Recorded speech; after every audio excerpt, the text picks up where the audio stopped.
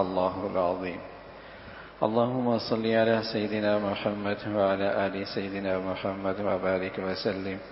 اللهم صل على سيدنا محمد النبي الأمي وعلى آله وأصحابه وسلم. میرے معزز مسلمان بزرگوں، عزیز بھائیوں اور امت مسلمہ کے مقدس ماں اور بہنوں، دنیا میں کچھ لوگ دنیا کے لیے جیتے ہیں اور کچھ لوگ آخرت کے لیے جیتے ہیں. رہتے دونوں دنیا میں ہیں، لیکن کچھ لوگوں کی انتہا اور زندگی کا مقصد دنیا ہوتا ہے، اور کچھ لوگ رہتے دنیا ہی میں ہیں لیکن ان کا مقصود اور ان کی انتہا اور ان کی منزل آخرت ہوا کرتی ہے. آپ علیہ الصلوۃ والسلام فرمایا کرتے تھے، یہ بڑے دور اندیش لوگ، یہ بڑے دور اندیش ہیں، یہ بڑے روشن خیال ہیں، یہ بڑے عقل مند ہیں، دنیا میں رہتے ہیں لیکن مقصود آخرت بنائے بیٹھے. یہ بڑے دور اندیش ہیں، یہ بڑے عقل مند ہیں. عبداللہ ابن عمر فرمانے لگے رضی اللہ تعالیٰ عنہ، ہم 10 آدمی تھے اور ان 10 میں ایک میں تھا. حضور علیہ الصلوۃ والسلام کے پاس بیٹھے تھے تو ایک شخص نے عرض کی، یا رسول اللہ، من ایکس الناس و احزم الناس، لوگوں میں عقل مند لوگ کون ہیں، دانشمند لوگ کون ہیں، عقل مند، دانشمند، دور اندیش کون لوگ؟ پیارے رسول صلی اللہ علیہ وسلم نے فرمایا، اکثرهم ذکرا للموت، اکثرهم استعدادا للموت، ذهبوا بشرف الدنیا وکرامت الآخرہ. جو رہتے دنیا میں ہیں لیکن کل کے لیے جیتے، آخرت کے لیے زندگی گزارتے، یہ ہیں عقل مند لوگ. اور کچھ لوگ رہتے تو دنیا میں ہیں لیکن دنیا کی خاطر جیتے ہیں. ایسا آدمی بس اوقات اس دنیا کے اندر بھی ایک عذاب میں مبتلا ہوتا ہے، ایک ایسی مصیبت میں مبتلا ہوتا ہے جس سے نجات نہیں ملتی. جو آدمی دنیا کے لیے جیتا ہے یہ دنیا کے اندر بھی مختلف مصائب میں گرفتار رہتا ہے. پہلی مصیبت کیا آتی ہے؟ ایک مصیبت تو اس پر یہ آتی ہے، ایسا غم لگتا ہے جس غم سے اسے نجات نہیں ملتی. دنیا کی خاطر جینے والا ہمیشہ غمگین رہتا ہے، کوئی نہ کوئی غم اسے کھائے جاتا ہے.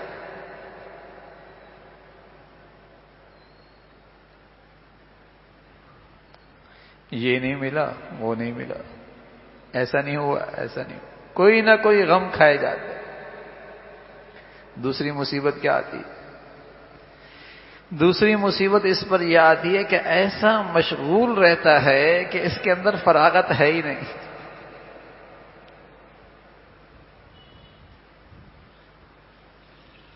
فرصت نہیں ہے اس کے پاس،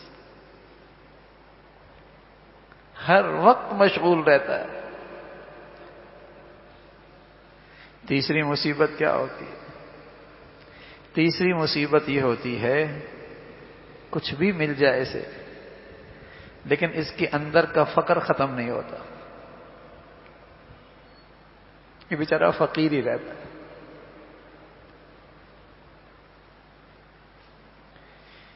دولت مل جائے، اربوں میں مل جائے، لیکن اس کے اندر کا فقر کا کیا کہیں. جدھر جاتا ہے ایک نئی ہوس لے کے آتا ہے، ایک نئی بھوک اٹھتی ہے، ایک نئی بھوک اٹھتی ہے. جس کی زندگی میں دنیا ہی دنیا ہو اور دنیا کے لیے جینا چاہتا ہے وہ غم زدہ رہتا ہے، انتہائی مشغول رہتا ہے اور فقیر رہتا ہے. فقیر، بھوک نہیں مٹتی. اور چوتھی علامت اور مصیبت یہ ہوتی ہے کہ اس کی طویل امیدیں کبھی پوری نہیں ہوتی، کبھی پوری نہیں ہوتی. شادی ہو جائے، ہو گئی، بیٹا ہو جائے، ہو گیا، اچھا پڑھ لکھ لے، پڑھ لکھ لیا، اچھا روزگار مل جائے، مل گیا، اچھی جگہ شادی ہو جائے، ہو گئی، ختم ہو گئی امیدیں۔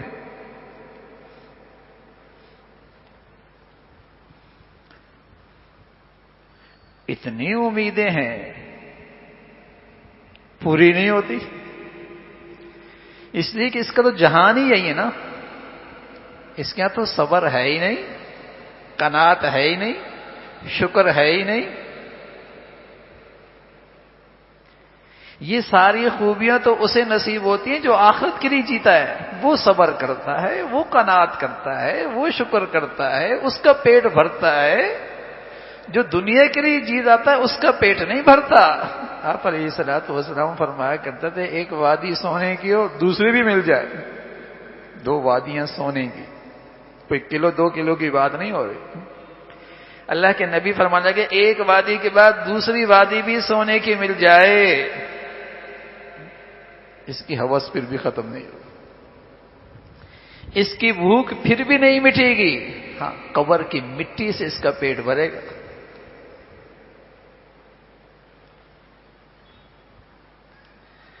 تو دنیا کی خاطر جینے والا ہمیشہ بھوکا رہتا ہے، فقیر اتنا ہے نا، قسم خدا کی بیٹھ کے کھائے تب بھی پورا نہ ہو، لیکن اس کے پاس بیٹھ کے دیکھو ذرا، اتنی نہ شکری ہے، اتنا پریشان ہے، اتنا غم زدہ ہے، جیسے شام کے لیے اس کے پاس گھر میں روٹی نہیں ہو۔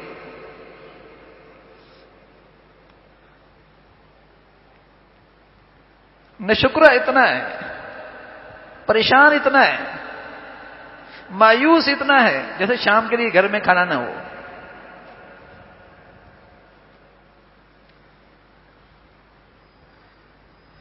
تو دنیا کے خاطر جینے والا اس دنیا میں ان مصیبتوں میں گرفتار ہوتا ہے، ان عذابوں میں گرفتار ہوتا ہے، مرنے کے بعد تو ہوگا یہیں پر۔ پیارے رسول صلی اللہ علیہ وسلم فرمایا کرتے تھے، اللہ کریم فرماتے ہیں یا ابن آدم تفرغ لعبادتی املأ صدرک غنا واسد فقرک، سبحان اللہ، میری عبادت کے لیے آ جا، میری عبادت کے لیے آ جا، اس کے لیے تو اپنے آپ کو فارغ کر، املأ صدرک غنا، تیرے دل کو غنا سے بھر دوں گا، یہاں فقر نہیں رہے گا، یہاں بھوک نہیں رہے گی، وَأَسُدَّ فَقْرَكَ، اور تیرے فقر کے سارے دروازے بند کر دوں گا۔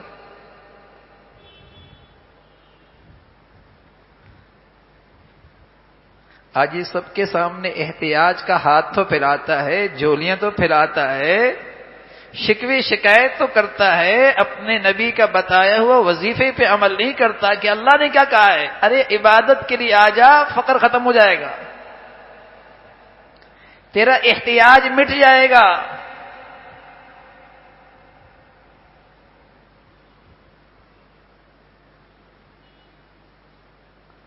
املأ صدرک غنا واسد فقرک وان لم تفعل، اور اگر تیرے پاس میری عبادت کا وقت نہیں ہے، املأ یدک شغلا، تیری زندگی کو مصروفیت سے بھر دوں گا،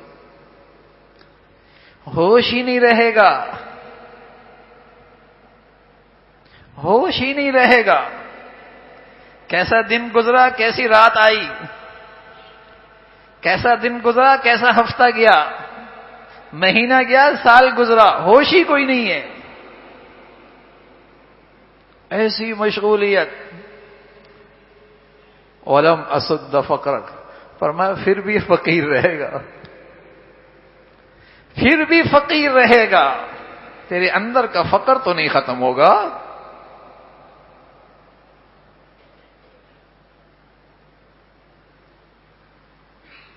باہر کی دولت سے آدمی امیر نہیں ہوتا، بس اوقات اس دولت کا چوکیدار ہوتا ہے۔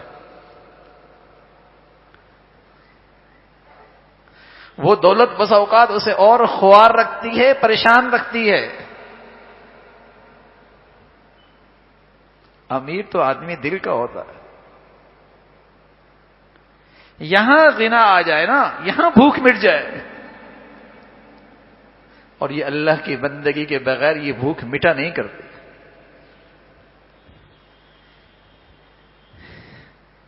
آخرت کی خاطر جیے بغیر یہ بھوک مٹا نہیں کرتی. کچھ بھی جمع کر لو میاں.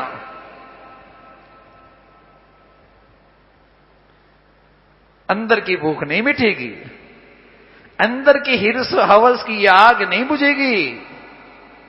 کوئی نادان آدمی یہ کہے تھوڑا سا اور کما لوں نا پھر خوب اللہ کو راضی کروں. یہ ایسا ہی ہے جیسے آگ جل رہی ہو اور اس کو بجھانے کے لیے خشک گھاس ڈال رہا ہو.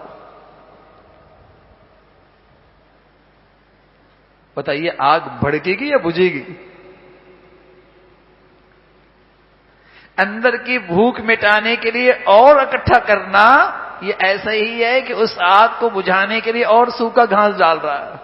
اس کے اوپر تم یہ کنات کا پانی ڈالو پھر اندر کی وہ بھوک مٹے گی.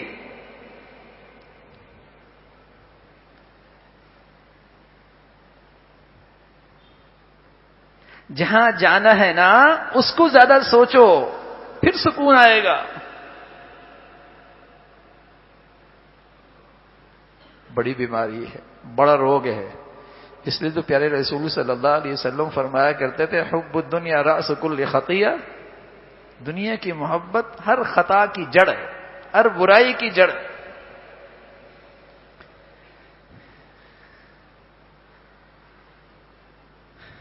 تو ایک مصیبت بھری زندگی ہے جو شخص دنیا کی خاطر جیتا ہے. جیے تو دنیا کے خاطر اور پھر امید رکھے کہ سکون سے رہوں. ان دونوں میں کوئی جوڑ نہیں ہے.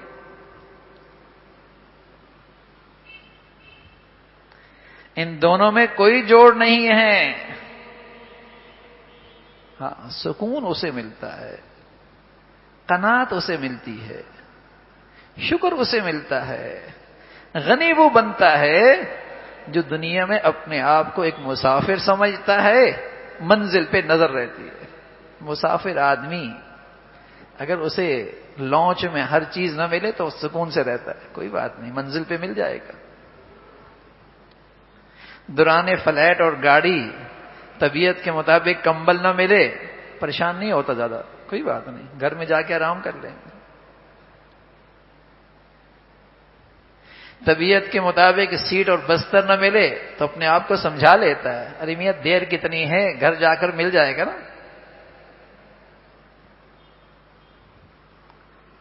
صبر آ جاتا ہے. کیوں؟ منزل سامنے. شکر کر لیتا ہے نا، منزل سامنے. قناعت آ جاتا ہے نا، کیوں؟ منزل سامنے ہے نا. جتنا ملتا ہے مطمئن رہتا ہے نا، منزل سامنے ہے نا.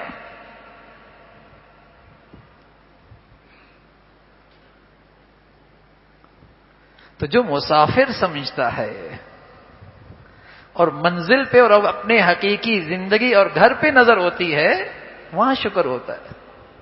وہاں تو آج تو ہر گھر میں ناشکری ہے، اور ہر گھر میں میرے عزیزوں بے صبری اور ناشکری اس لیے ہے کہ گھر میں آج آخرت کے تذکری نہیں ہے. نہیں ہے تذکرے ہیں تو دنیا کے، فکر ہے تو دنیا کی، مقابلہ ہے تو دنیا کا. ایک مرتبہ اللہ کے نبی صلی اللہ علیہ وسلم بیٹھے ہوئے تھے تو آپ کے پاس بحرین کا رات کو سامان آیا، کافی سارا مال آیا. ضرورت مند مسلمانوں کو خبر ملی تو فجر میں آپ نے دیکھا کہ کافی ضرورت مند مسلمان آج فجر کی نماز میں اکٹھے ہو گئے. حضور علیہ الصلوۃ والسلام نے سلام پھیرا، مجمع پہ نظر ڈالی، مسکرانے لگ گئے. فرمایا تمہیں پتہ لگا ہے کہ مال آیا ہے؟ کہا یا رسول اللہ ہاں مال آیا ہے، اس لیے پتہ لگ گیا. تو فرمایا خوشخبری حاصل کرو، ان قریب تمہارے پاس بہت مال آئے گا، بہت مال آئے گا، مال و دولت کی کمی نہیں ہوگی. پھر آپ علیہ الصلوۃ والسلام نے فرمایا واللہ للفقر اخشى علیکم، اللہ کی قسم مجھے اس بات کا ڈر نہیں کہ تم پہ فقر آئے. ولیکن اخشی علیکم ان تبسط علیکم الدنیا، مجھے تو اس بات کا ڈر ہے کہ تمہارے لیے دنیا کے دروازے کھل جائے، دنیا کی کشادگی آ جائے، دنیا تمہیں وافر مقدار میں مل جائے، یہ مجھے ڈر ہے، اور پھر تم اس کی حرص و ہوس میں ایک دوسرے سے آگے بڑھو، جیسے پہلی قوموں کا حال رہا ہے، اور پھر اس دنیا پرستی نے انہیں ایک ہلاک کر دیا، اور یہ دنیا تمہیں بھی ہلاک کر دے گی۔ اور یہ دنیا کیسے ہلاک کرتی ہے؟ جتنی جتنی اس کی محبت بڑھتی ہے، اتنی اتنی آخرت سے غفلت بڑھتی ہے۔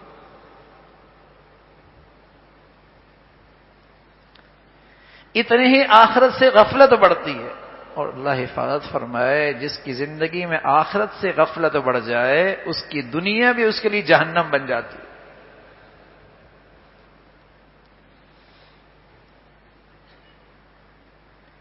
اس کی دنیا بھی اس کے لیے جہنم بن جاتی ہے، سکون نہیں رہتا، کہیں بس ہی نہیں ہے، کہیں چین ہی نہیں ہے، کہیں سکون ہی نہیں ہے، نہ ختم ہونے والا غم، نہ ختم ہونے والی مشغولیت، نہ ختم ہونے والا فقر، اور نہ پوری ہونے والی آرزوئیں۔ بتائیے اس کی زندگی کیسی جہنم والی ہے۔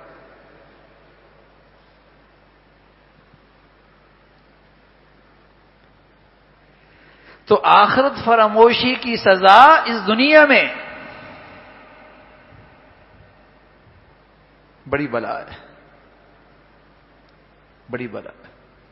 پہلے لوگ تھوڑے ساز و سامان کے ساتھ رہتے تھے، لیکن صرف آخرت کا علم نہیں ہوتا تھا، انہیں آخرت کا یقین بھی ہوتا تھا۔ اس لیے ان کے ہاتھ سے اگر کوئی جنازہ اڑ جاتا تو بہت سارے لوگوں کو توبہ کی توفیق ہو جاتی تھی، غفلت کا پردہ ہٹ جایا کرتا تھا۔ اب تو اللہ حفاظت فرمائے ایسی دنیا پرستی ہے اور ایسی دلوں پہ غفلت ہے، قبرستان جا کر بھی قبر یاد نہیں آتی۔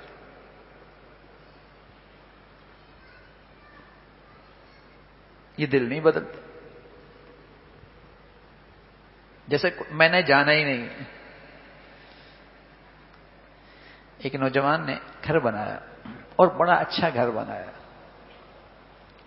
اور گھر بنانے کے بعد دنیا والوں سے کہا او میرا گھر دیکھو۔ لوگ آئے، گھر دیکھتے چلے گئے، لوگ مٹی گارے پہ پاسا لگاتے ہیں، اور پھر شوق ہوتا ہے دنیا کی داد بھی لیں، تعریف بھی سنیں، شوق ہوتا ہے۔ لوگوں نے تعریف کی، ہر چیز ہی اچھی لگائی۔ اب لوگ اپنی ضرورت کے لیے چیزیں استعمال نہیں کرتے، اب لوگ چیزیں استعمال کرتے ہیں لوگ کیا کہیں گے، لوگوں کو کیسا لگے گا، لوگوں کو یہ چیز پسند آئے گی یا نہیں آئے گی۔ ایک تو نا اپنی ضرورت، اپنی آسائش، اپنی آرائش سب مبارک، لیکن اب کیا ہے، لوگوں کے ہاں نمائش کیسے لگے گی، نہ ضرورت، نہ آسائش، نہ آرائش، بلکہ لوگوں کو نمائش کے لیے۔ دیکھو تو صحیح، اور جب بری نظر لگتی ہے تو پھر روتے بھی ہیں۔ ارے میاں جب تم خود ہی تماشا کر رہے ہو، تم خود ہی دکھلاوا کر رہے ہو، تو اب کیوں روتے ہو؟ نظر تو لگتی ہے، حاسد تو ہیں، اور اگر کوئی نظروں سے نہ بھی دیکھے نا، اسٹیٹس لگا دے گا، اسٹیٹس لگا دے گا۔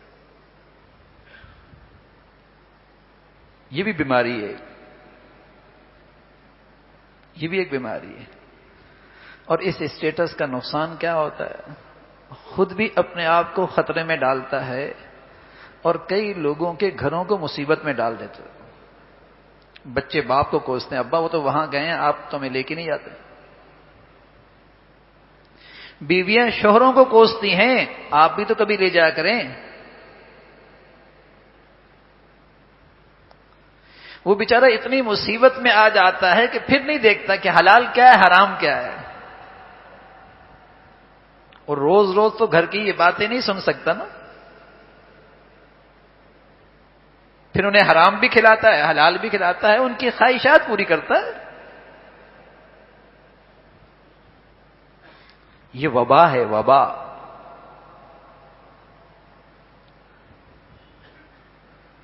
تو اب آسائش اور آرائش کے لیے نہیں, اب سب کام نمائش کے لیے ہوتے ہیں, دکھلاوا. گھر بنایا اور خوب بنایا, لوگ آتے چلے گئے, تعریف کرتے چلے گئے. ایک بوڑھا آدمی آیا, کمر جھکی ہوئی, ہاتھ میں لاٹھی, سر کے بال سفید, آنکھوں کی بینائی کمزور.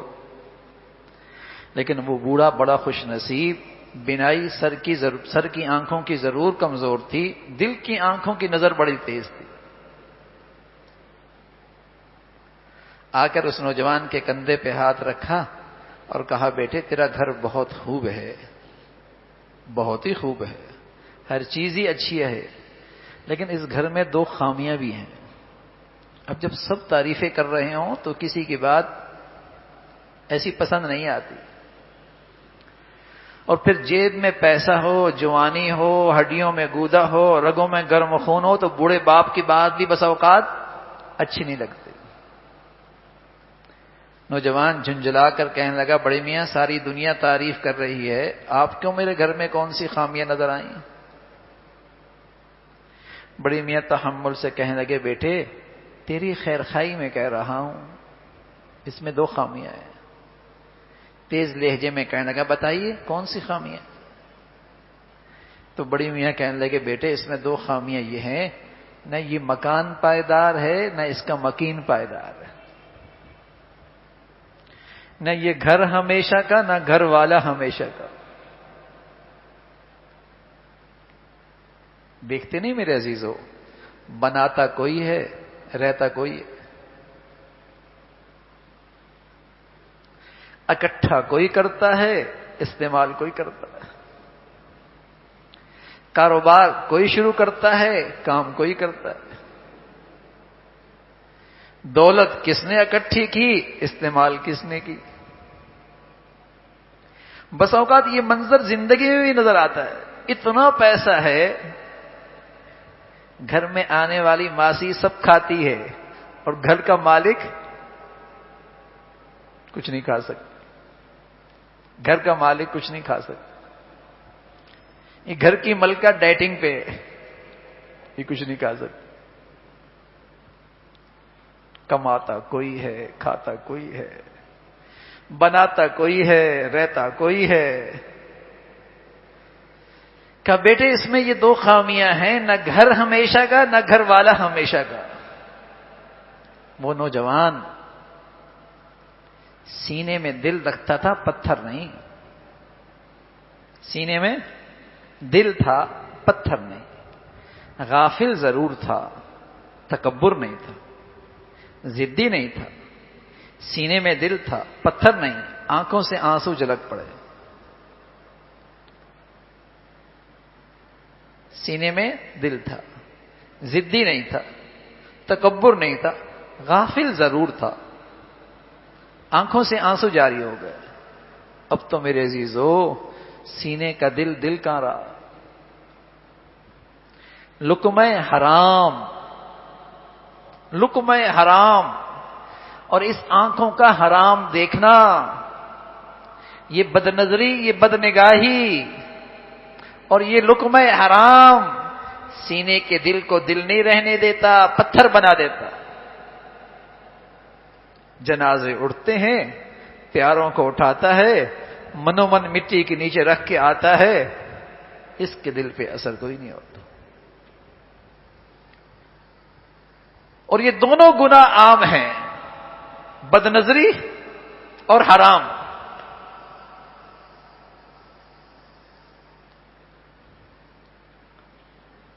حضور علیہ الصلوۃ والسلام ایک مرتبہ فرمانے لگے,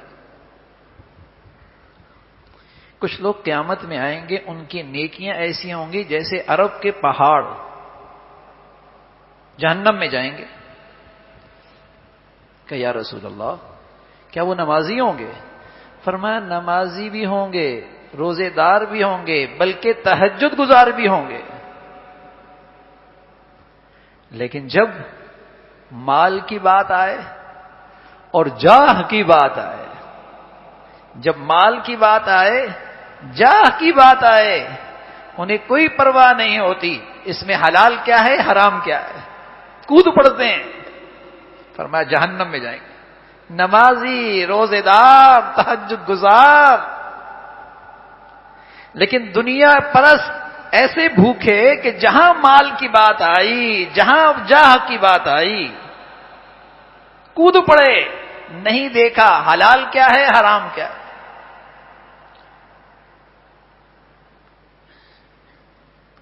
روزے بھی رکھتا ہے، عمرے بھی کرتا ہے، نمازیں بھی پڑھتا ہے، حرام بھی نہیں چھوڑتا،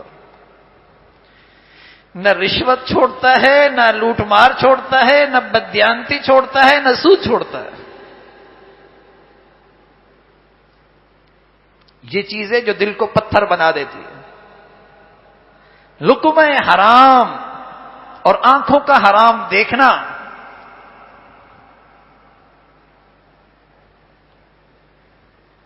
حضور علیہ الصلوۃ والسلام فرمایا کرتے تھے جو غیر محرم کو دیکھتا ہے اور کوئی غیر محرم عورت موقع دیتی ہے دکھلانے کا کہ مجھے لوگ دیکھیں، فرمایا دونوں پر اللہ کی لعنت ہوتی، دونوں اللہ کی رحمت سے محروم رہتے ہیں، دیکھنے والا بھی دکھانے والی بھی. اب تو اس گناہ کا احساس ہی ختم ہو گیا، اب تو اس گناہ کا احساس ہی ختم ہو گیا. تقریبات کا حال دیکھیے نا، خوشی غمی کا حال دیکھیے نا، تعلیمی اداروں کا حال دیکھیے نا، ہماری معاشرتی زندگی کا حال دیکھیے نا، کس قدر اس گناہ کا رواج ہے، اور وہ پورا ماحول اللہ کی رحمت سے محروم ہے، اللہ کی لعنت پڑ رہی ہے. اور پیارے رسول صلی اللہ علیہ وسلم نے بشارت بھی دی اور فرمایا جو اپنی نظر کی حفاظت کرتا ہے اللہ کی خاطر، حسن و جمال پہ نظر تو پڑ گئی اچانک، پھر جھکا لی اللہ کے لیے، اللہ اسے ایسا ایمان دے گا، ایسی عبادت دے گا جس کی یہ مٹھاس اور حلاوت محسوس کرے گا،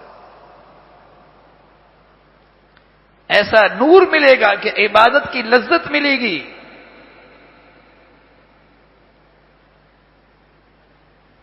تو وہ نوجوان غافل ضرور تھا،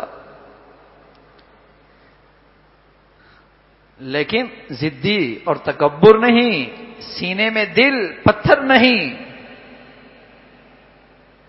آنکھوں سے آنسو جھلک پڑے، کہنے لگے بڑے میاں مجھ سے غلطی ہو گئی، اب کوئی ایسا گھر بتائیے نا، کوئی ایسا گھر بتائیے کہ جہاں مکان بھی پائیدار، مکین بھی پائیدار، دونوں پائیدار ہوں، رہنے والا بھی پائیدار، رہائش بھی پائیدار. بڑی میاں نے کہنا بیٹے ہاں اس کے چند نقشے میرے پاس ہیں جہاں دونوں چیزیں پائیدار، مکان بھی ہمیشہ کا، مکین بھی ہمیشہ کا. اور پھر قرآن کا منظر دکھایا، آیتیں پڑھی، ان المتقین فی مقام امین فی جنات وعیون یلبسون من سندس واستبرق متقابلین. فرمایا ایک تصویر اور بھی ہے، لا يسمعون فیہا لغوا ولا تأثیما الا قیلا سلاما سلاما واصحاب الیمین ما اصحاب الیمین فی صدر مخضود وطلح منضود وظل ممدود وماء مسکوب وفاکہۃ کثیرہ لا مقطوعۃ ولا ممنوع. بیٹے ایک نقشہ اور بھی ہے، فیہا انہار من ماء غیر آسن وانہار من لبن لم یتغیر طعمہ وانہار من خمر لذۃ للشاربین وانہار من عسل مصفى. یہ پانی جو خراب کوئی نہیں ہونا، یہ دودھ کی نہر، یہ پانی کی نہر، یہ شراب کی نہر، اور یہ شہد کی نہر. سبحان اللہ. جہاں کا حسن پائیدار، جوانی پائیدار، رگوں کا خون پائیدار، جہاں ہر نعمت پائیدار، اور سب سے بڑھ کر لا یذوقون فیہا الموت الا الموتۃ الاولی، جہاں زندگی پائیدار۔ اس لیے میرے عزیزو، پیارے نبی صلی اللہ علیہ وسلم فرمایا کرتے تھے اللہم لا عیش الا عیش الآخرہ، اے اللہ زندگی تو وہ ہے جہاں صحت تو پھر صحت، زندگی تو زندگی، حسن تو حسن، نعمتیں تو نعمتیں۔ عقل مند آدمی، دور اندیش آدمی، روشن خیال آدمی اس زندگی کی خاطر دنیا میں جیتا ہے بھائی۔ پیارے رسول صلی اللہ علیہ وسلم فرمایا کرتے تھے الدنیا مزرعۃ الآخرہ، یہ دنیا تو کل کی کھیتی ہے، کیا بو رہے ہو آج، کل کاٹو گے۔ اس لیے علماء نے لکھا جو آخرت کی خاطر جینے والا بوڑھا آدمی جتنا بوڑھا ہوتا ہے نا اتنا پرسکون ہوتا ہے، جتنا بوڑھا ہوتا ہے اتنا پرسکون ہوتا ہے۔ اور دنیا کی خاطر جینے والا آدمی جیسے عہدے سے اترتا ہے، منصب سے اترتا ہے، عمر بڑھتی ہے، ڈپریشن بڑھتا ہے، ڈپریس ہونے لگتا ہے، مایوسی بڑھنے لگتی ہے۔ اور آخرت کے جینے والا آدمی جتنا بوڑھا ہوتا ہے اتنا پرسکون ہوتا ہے۔ فرمایا کیسے؟ جیسے کاشتکار اپنی کھیتی کو پانی دیتا ہے، کھاد ڈالتا ہے، باڑ لگاتا ہے، حفاظت کرتا ہے، کھیتی پروان چڑھتی ہے، پک جاتی ہے، کٹائی کا وقت قریب آتا ہے، خوش ہوتا ہے نا، محنت کا ثمرہ ملے گا، جو سرمایہ لگایا ہے کئی گنا بڑھ کے ملے گا، خوش ہو رہا ہوتا ہے۔ کٹائی کا وقت ہے، سبحان اللہ۔ آخرت کی خاطر جینے والا آدمی مرنے لگتا ہے یا جتنا بڑھاپے میں جاتا ہے اتنا پرسکون ہوتا ہے کہ زندگی بھر کی کھیتی کی کٹائی کا وقت قریب آ گیا ہے، مزہ آئے گا۔ غدن نلقى محمدا واصحابہ، مزہ آئے گا، کل پیاروں سے ملاقات ہوگی جن سے جدائی کا بڑا وقت گزرا ہے۔ غدن نلقى محمدا واصحابہ، مزہ آئے گا کل۔ تو آخرت کی خاطر جینے والا جتنا بوڑھا ہوتا ہے اتنا خوش ہونے لگتا ہے، کٹائی کا وقت قریب ہے۔ اور دنیا کی خاطر جینے والا عہدے سے اتر جائے، ڈپریشن میں، اتنے خط آتے تھے، اتنے دعوت نامے ملتے تھے، اتنے ملاقاتی ہوتے تھے، اب تو کوئی پاس سے گزرتا ہے دیکھتا بھی نہیں ہے، وہ ڈپریشن میں چلا جاتا ہے، مایوسی میں چلا جاتا ہے۔ تو عقل مند آدمی کل کے لیے جیتا ہے بھائی، اس زندگی کے لیے جیتا ہے۔ اس لیے میرے عزیزو، زندگی میں سکون کا راستہ، اطمینان کا راستہ، شکر کا راستہ وہ کیا ہے؟ اس زندگی کو کثرت سے یاد کیا کرو، اس زندگی کو کثرت سے یاد کیا کرو۔ اور یہ سبق پیارے نبی کا ہے، جو میرے اور آپ کے سب سے بڑے خیر خواہ ہیں، یہ ان کی تلقین ہے، اکثروا ذکر ہذم اللذات، یہ ان کا سبق ہے، یہ ان کی نصیحت ہے، جو میرے اور آپ کے سب سے بڑے خیر خواہ ہیں، اکثروا ذکر ہذم اللذات۔ مولانا رومی رحمۃ اللہ علیہ حکایات میں بہت کچھ سمجھا دیا کرتے تھے۔ ایک حکایت لکھی کہ فرمایا ایک شخص کسی دور میں کابل سے دہلی جانے لگا۔ اب دہلی جانا اس زمانے میں بیل گاڑیوں پہ ہوا کرتا تھا، طویل سفر، مہینوں کا سفر ہوتا تھا۔ تو اس نے اپنے دوست احباب سے پوچھا، کوئی خواہش، کوئی چاہت، کوئی ضرورت، دہلی جا رہا ہوں لیتے آؤں گا؟ تو اس نے طوطے پالے ہوئے تھے، طوطوں کے پاس گیا، تمہیں کچھ چاہیے؟ طوطوں نے اپنی زبان میں پیغام دیا کہ ہماری برادری کہیں ملے تو پیغام دے دینا کہ آزاد فضاؤں میں مزہ کر رہے ہو اور تمہاری برادری کے کئی پنجروں کی زندگی گزار رہے ہیں، قید کی زندگی گزار رہے ہیں، ان کی بھی فکر ہے، بس یہ ہمارا پیغام دے دینا ہماری برادری کو۔ یہ شخص دہلی گیا، اپنے کاروباری معاملات نمٹائے، دوستوں کے تحفے تحائف خریدے، باہر نکلا جنگل کی طرف، کچھ طوطے نظر آئے، اس نے اپنے طوطوں کا پیغام دے دیا تو ایک طوطا زمین پہ آ گرا، جیسے اس کی جان ہی نکل گئی ہو۔ اسے بڑا افسوس ہوا، بڑا درد بڑا پیغام تھا، ایک طوطی کی جان ہی نکل گئی۔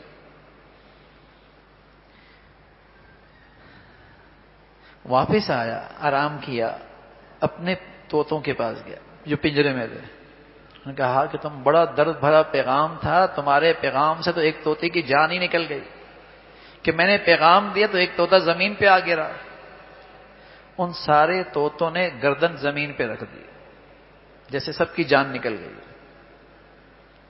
اس نے سب کو نکالا، باہر کیا، جیسے ہی نکالا تو وہ اڑ کے سامنے دیوار پہ بیٹھ گئے۔ کہ یہ کیا؟ کہ ہمارے ان طوطوں نے پیغام دیا ہے زندگی کا مزہ چاہیے تو پہلے مر کے دکھاؤ۔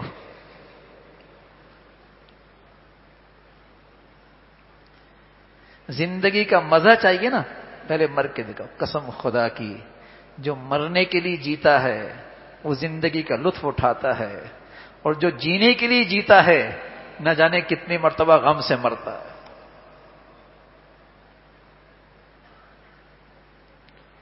زندگی کا مزہ بھی اسے ملتا ہے جو اس زندگی کو آخرت کا زینہ سمجھتا ہے، آخرت کا توشہ سمجھتا ہے، وہ زندگی کا مزہ پاتا ہے۔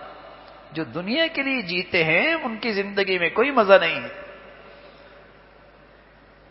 حضرات مفسرین نے فرمایا اللہ کریم نے الذی خلق الموت والحیات، اللہ کی ذات وہ ہے جس نے موت پیدا کی اور زندگی پیدا کی۔ حالانکہ زندگی پہلے ہوتی ہے، موت بعد میں ہوتی ہے، لیکن اللہ کریم نے فرمایا جس نے موت پیدا کی، جس نے زندگی پیدا کی، موت پہلے زندگی بعد میں۔ اہل علم نے لکھا کہ موت کا تذکرہ زندگی سے پہلے اس لیے ہے، زندگی کا مزہ اور زندگی کا لطف وہی اٹھاتا ہے جس کی آنکھوں کے سامنے ہمیشہ موت ہوتی ہے۔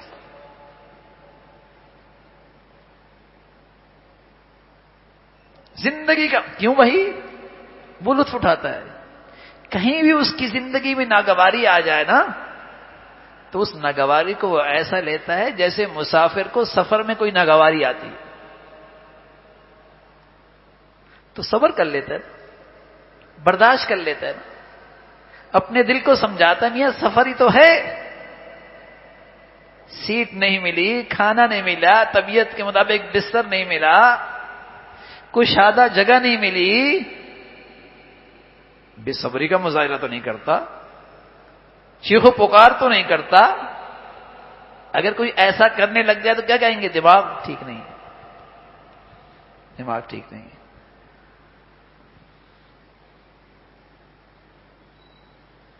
تو وہی زندگی کا لطف اٹھاتا ہے جس کی آنکھوں کے سامنے موت ہوتی ہے۔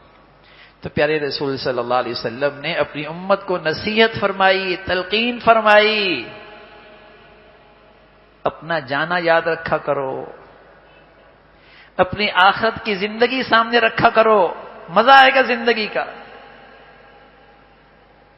اس زندگی کا لطف اٹھاؤ گے ورنہ غم زدہ رہو گے، ورنہ دکھی رہو گے، ورنہ اندر کے فقیر رہو گے، ورنہ دنیا میں ہر وقت مشغول رہو گے، اور جب تمہاری نہ ختم ہونے والی آرزویں پوری نہیں ہوں گی تو مایوس ہو جاؤ گے، ڈپریشن میں چلے جاؤ گے۔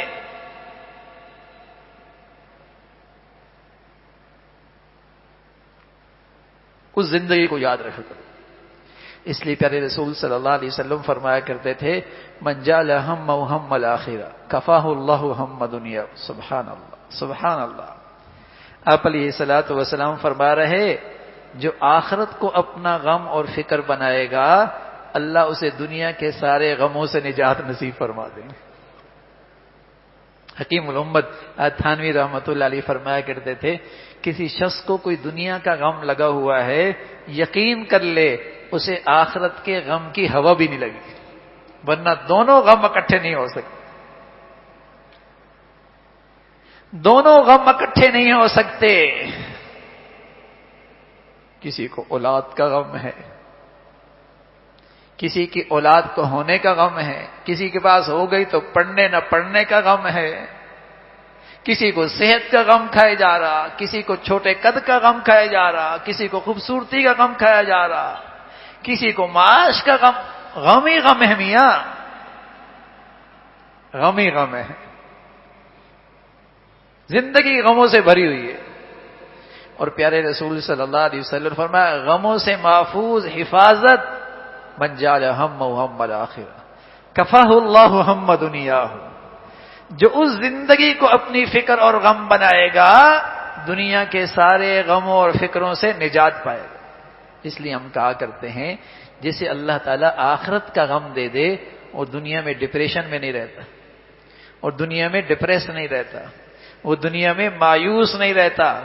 یہ بیماریاں وہاں ہوتی ہیں جہاں آخرت پر ایمان نہیں ہوتا، یہ وہاں کی بیماریاں ہیں، یہ بیماریاں مسلمانوں کی تھی نہیں، یہ تو اس قوم کی بیماریاں تھیں جنہیں آخرت پر ایمان نہیں تھا، لیکن مسلمانوں میں یہ بیماریاں آ گئیں اس لیے کہ مسلمانوں کا آخرت پہ علم تو ہے، یقین نہیں ہے، ایمان کمزور ہو گیا اس پر۔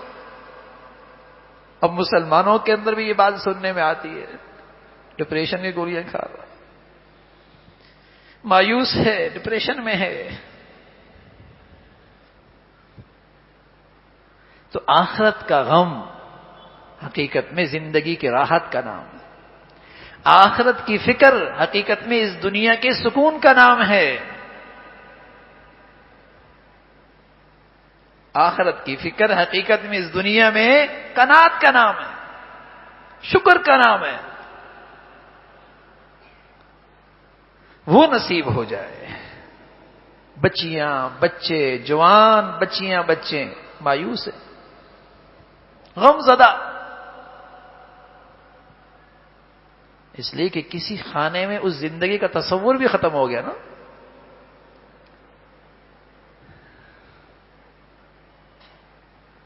یہاں اگر رزلٹ خراب آ جائے گھر میں ماتم ہو جاتا ہے، دنیا کے لحاظ سے اسٹیٹس خراب ہو جائے گا نا، لیکن وہی بچہ اور بچی فجر نہ پڑے کسی کے ماتھے پہ بل ہی نہیں آتا، کان پہ جوں بھی نہیں رینگتی، دنیا کی فکر ہے نا میاں، دنیا کیا کہہ گئی ہے، اللہ کے ہاں کیا حال ہوگا اس کی فکر نہیں ہے، تو پھر تو اس دنیا کی مصیبتیں آئیں گے نا،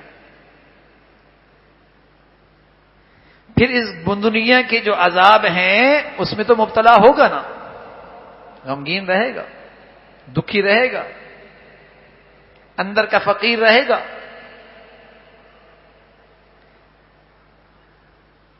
تو اس زندگی کا تصور، اس کی کثرت سے اس کا دھیان خیال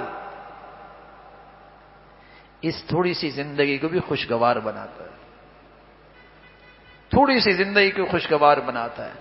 موت خوبصورت آتی ہے، موت خوبصورت آتی ہے، اور جو اللہ کے نبی صلی اللہ علیہ وسلم فرمایا کرتے تھے اللہم لا عیش الا عیش الاخرہ، اے اللہ زندگی تو کل کی زندگی، وہ زندگی ہمیشہ کی ہے، اس کا شوق پیدا ہو جائے، اس کا شوق پیدا ہو۔ تو فرمایا جن کا مقصود اور مطلوب دنیا ہے، کچھ دنیا مل جائے گی لیکن آخرت میں کوئی حصہ نہیں۔ آپ علیہ الصلوۃ والسلام فرمایا کرتے تھے جس کا مقصود دنیا ہوتا ہے تو فقر اس کی پیشانی پہ ہوتا ہے، ہر وقت خوف لگا رہتا ہے، ہر وقت اسے معاش کی فکر لگی رہتی ہے، اور ملتا وہی ہے جو مقدر ہے، کچھ بھی کر لے۔ اور جو آخرت کو اپنا مقصود بنا لیتا ہے، ہاں، اللہ اس کے دل کو غنا سے بھر دیتا ہے، اور جو مقدر ہے وہ اس پر پہنچ کے رہتا ہے، وہ اس کے پاس آ کے رہتا ہے، فرمایا مقدر کا تو رزق ایسے ملتا ہے جیسے موت آدمی کو تلاش کرتی ہے، ایسا رزق بھی آدمی کو تلاش کرتا ہے۔ اگر آدمی روزی سے بھاگے، اپنے رزق سے بھاگے، ہوا پہ سوار ہو کے، تو رزق پہنچے گا اس پر، پہنچے گا اس پر بجلی پہ سوار ہو کر۔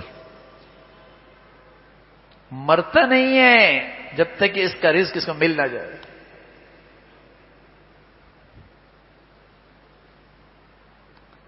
تو میرے عزیزو، آخرت کو ہم اپنی زندگی کا مقصود بنائیں اور اس کا دھیان خیال ہر وقت رہے، اس سے یہ دنیا کی زندگی بھی بڑی اطمینان والی، سکون والی، شکر والی نصیب ہوتی ہے۔ ورنہ سب کچھ ہوتا ہے اور ناشکری بھی ہوتی ہے، سب کچھ ہوتا ہے اور بے سکونی بھی ہوتی ہے۔ تو اس کو کثرت سے یاد کریں۔ اس لیے اللہ کے نیک بندے اپنے متعلقین کو تو تلقین کرتے تھے کہ رات دن 24 گھنٹے میں کوئی وقت ایسا لے کر بیٹھیں جہاں اپنا دنیا سے جانا یاد رکھیں۔ اگر اب چلا گیا تو کس حال میں ہوں؟ اور موت تو آتی بھی ایسی ہے نا بھائی، بتا کے تو نہیں آتی۔ پانی کا بلبلا ہے، کب پھٹ جائے۔ فضا میں رکھا چراغ ہے، ایک جھونکی کی دیر ہے، صبح یہاں تھا، شام منومن مٹی کے نیچے۔ کئی منظر ہماری آنکھوں کے سامنے ایسے گزرے نا، بالکل ٹھیک تھا، روانہ ہو گیا۔ تو کچھ وقت 24 گھنٹے میں ایسا بھی ہو اکیلے ہوں اور اپنا جانا یاد رکھیں، اپنا جانا یاد رکھیں، تاکہ اس سفر کے لیے ہر وقت ہم تیار رہیں۔ تو پھر میرے عزیزو، یہ زندگی کا سفر بھی مبارک، موت اس سے زیادہ مبارک، اور آخرت کی زندگی جو ہمیشہ کی زندگی ہے، وہاں کی کامیابی ہے۔ اللہ رب العزت بھائی جو کچھ کہا سنا، عمل کی توفیق نصیب فرمائے۔ وآخر دعوانا الحمدللہ رب العالمین۔ اللہم لک الحمد کلو ولک الشکر کلو، اللہم لک الحمد کلو ولک الشکر کلو، اللہم لک الحمد کلو ولک الشکر کلو، لا الہ الا اللہ الحلیم الکریم، سبحان اللہ رب العرش العظیم، نسألك موجبات رحمتك وعزائم مغفرتك والغنیمة من كل بر والسلامة من كل إثم، اللهم لا تدع لنا ذنبا إلا غفرته ولا هما إلا فرجته ولا حاجة هي لك رضا إلا قضيتها يا أرحم الراحمين، يا حي يا قيوم برحمتك نستغيث، أصلح لنا شأننا كله ولا تكلنا إلى أنفسنا طرفة عين، يا حي يا قيوم برحمتك نستغيث، أصلح لنا شأننا كله ولا تكلنا إلى أنفسنا طرفة عين، يا أرحم الراحمين۔ جو کچھ کہا سنا، عمل کی توفیق نصیب فرما، ایمان والی، عافیت والی، صحت والی زندگی عطا فرما۔ اے ارحم الراحمین، اپنی پسند کا جینا نصیب فرما، کلمے والی موت نصیب فرما، بری زندگی سے، بری موت سے، برے حالات سے محفوظ فرما۔ اے مولا کریم، آخرت کی سچی فکر نصیب فرما۔ مولا کریم، ہر گھڑی ہر آن موت کا دھیان نصیب فرما، آخرت کی غفلت سے محفوظ فرما۔ اے مولا کریم، اپنے فضل سے زندگی کے تمام تر فیصلے آخرت کو سامنے رکھ کے کرنے کی توفیق عطا فرما، اپنے بچوں کی، بچیوں کی تعلیم، تربیت، زندگی کے صحیح فیصلے کرنے کی توفیق عطا فرما۔ یا ارحم الراحمین، دنیا عافیت والی عطا فرما، برکت والی عطا فرما، لقمہ حلال عطا فرما، اپنی رضا والی زندگی نصیب فرما، اپنی رضا والا رزق نصیب فرما، اپنی رضا والی دنیا نصیب فرما۔ اے مولا کریم، دنیا کی فتنوں سے محفوظ فرما، یا ارحم الراحمین، ظاہری باطنی فتنوں سے محفوظ فرما، اپنے پیاروں کی محبت عطا فرما، نیکوں کی محبت عطا فرما، نیکوں کی صحبت نصیب فرما، نیکوں کی عظمت نصیب فرما، ہماری اولادوں کو نیکی سے مناسبت نصیب فرما، نیکوں کی صحبت نصیب فرما، نیکوں کی قدر و منزلت نصیب فرما، بری صحبت سے ہماری بچی بچیوں کو محفوظ فرما۔ یا ارحم الراحمین، حادثات، سانحات، موذی اور دیرپا بیماریوں سے اسپتالوں کی زندگی سے محفوظ فرما۔ اے مولا کریم، جو بچیاں گھروں میں ہیں ان کے لیے نیک صالح رشتوں کا انتظام فرما۔ جو بچیاں گھروں میں جا چکی ہیں ان کے گھروں کو محبت اور تقوی سے آباد فرما۔ مسلمانوں کے گھروں کو، معاشرے کو ٹوٹ پھوٹ سے محفوظ فرما۔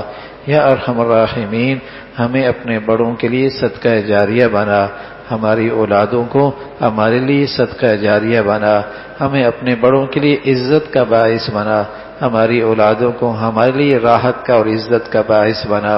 اے مولا کریم، اپنے فضل سے، اپنے کرم سے تمام حاضرین حاضرات کی، سامعین سامعات کی جائز حاجات کو پورا فرما، مشکلات کو آسان فرما، پریشانیوں کو ختم فرما، ہمارا ظاہر باطن سبھی کو اپنی پسند کا فرما، باطنی بیماریوں سے بھی محفوظ فرما، جسمانی بیماریوں سے بھی محفوظ فرما۔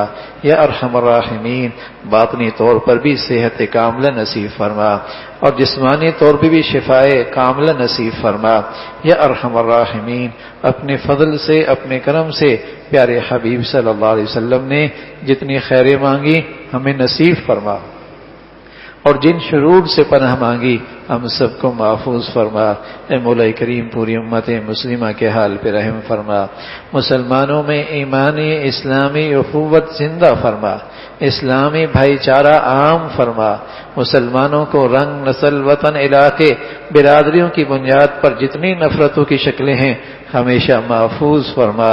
اے مولا کریم، اہل اسلام کو نیک صالح قیادت نصیب فرما، دین کی خدمت کی جتنی شکلیں تیرے ہاں مقبول ہیں سبھی کی حفاظت فرما، کام کرنے والوں کی مدد اور نصرت فرما، مساجد کی، مدارس کی، مکاتب کی، علماء کی حفاظت فرما۔